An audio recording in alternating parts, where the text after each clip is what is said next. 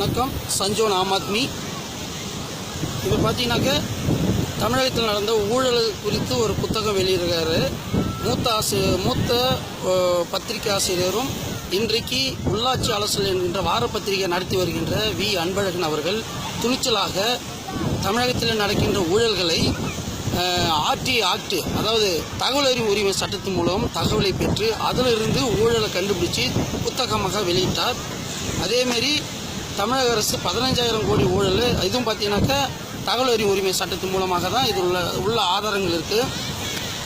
தன்னுடைய உள்ளாட்சி அலசல் வார பத்திரிகை மூலமும் இவர் ஊழலை வெளியிடுறாரு. பார்த்தீங்கன்னா இது 50,000 கோடி.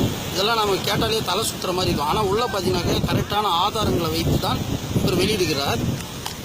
அதுவும் வெறும் அரசியல்வாதிகளை மட்டும் இல்லாமல் ஆளுநர் மாளிகையில் கூட அவர் போயிட்டு என்ன ஊழல் நடந்திருக்குதுன்றதையும் அதையும் சொல்கிறாரு. கடைசியாக பார்த்தீங்கன்னாக்கா கடந்த ஏப்ரல் மாதம் 500 கோடி 5,000 கோடி இது பார்த்தீங்கன்னாக்கா 5,000 கோடி லஞ்சம் பெற்றதுக்கான ஆதாரங்களோட அவர் வெளியிடுறாரு. இதெல்லாம் வெளியிட்ட பிறகு அவருக்கு என்ன மாதிரி கொடுமை நடந்திருக்குன்னா, ஊழல் கைகள்லாம் உயர்ந்து 26ஆம் தேதி அவர் காலையில், அதாவது 26/4/2017 அன்று காலையில் 8:30 மணிக்கு அவர் கைது செய்யப்படுகிறார். எப்படி கைது செய்யப்படுகிறார்னா, அவர் பால் வாங்கிறதுக்கு வீட்டிலேருந்து ரோட்டுக்கு வரும்போது நடு ரோட்டில் வச்சு அவரை 4-5 பேர் கொண்ட குழுவாக அவரை அடித்து நொறுக்கின அளவுக்கு காரில் பிடிச்சி தள்ளி கைது செய்கிறாரு. இது அவங்க வீட்டார் காவல் நிலையத்தில், பூந்தமல்லி காவல் நிலையத்தில் போய் புகார் கொடுக்கும்போது, இல்லைம்மா வந்துடுவாருன்னு சொல்லி 3-4 மணி நேரத்துக்கு அப்புறம் கோயமுத்தூர் ஆலந்துறை என்ற கிராமத்தில் இருக்கிற ஒரு காவல் நிலையத்தார் அவரை கைது செய்திருக்கதா சொல்கிறாங்க.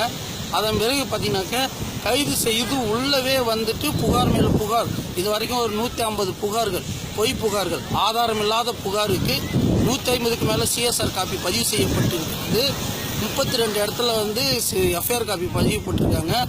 இப்போதைக்கு பார்த்தீங்கன்னாக்கா கோயமுத்தூர்லேருந்து இப்போ புழல் ஜெயிலில் மாற்றிருக்கிறாங்க. அந்த அம்மாவை வீட்டில் போய் பார்க்கும்போது, அவங்கள பற்றி விசாரிக்கும் போது பொலன்னு அழுதுட்டாங்க. அவங்க கடைசியாக சொன்னது, என்னுடைய கணவர் நலமாக புயல் ஜெயிலிருந்து வெளியே வருவாரா என்பது எங்களுக்கு மிகப்பெரிய சந்தேகமாக இருக்கிறது அப்படின்ற மாதிரி அவங்க அழுதுட்டு சொல்கிறாங்க. இவர் செய்தது எல்லாமே பார்த்தீங்கன்னாக்கா தமிழகத்தில் நடக்கின்ற ஊழல்களை ஆதாரங்களோடு வெளியிட்டு தான் அவர் செய்த தப்பு. ஆனால் அந்த மாதிரி ஒரு துணிச்சலான ஒரு மூத்த பத்திரிகையாளருக்கு இன்றைக்கி மிகப்பெரிய ஒரு கொடுமை இந்த தமிழகத்திலே நடந்திருக்கிறது. இதெல்லாம் நான் மீடியா மறைத்திருந்தாலும் நாங்கள் ஆம் ஆத்மி கட்சி ஊழலுக்கு எதிரானவர்கள். இது போன்ற சம்பவங்களை எங்களால் பார்த்து இருக்க முடியலன்றதுனால இதன் மூலமா மக்கள்கிட்ட உங்கள்கிட்ட சேர்க்குறோம். இது போன்று தமிழகத்தில் நடக்கிற ஊழலை தைரியமாக வெளிக்கொண்டு வர பத்திரிகாசிற்கு நம்ம கண்டிப்பாக சப்போர்ட் பண்ணணும்.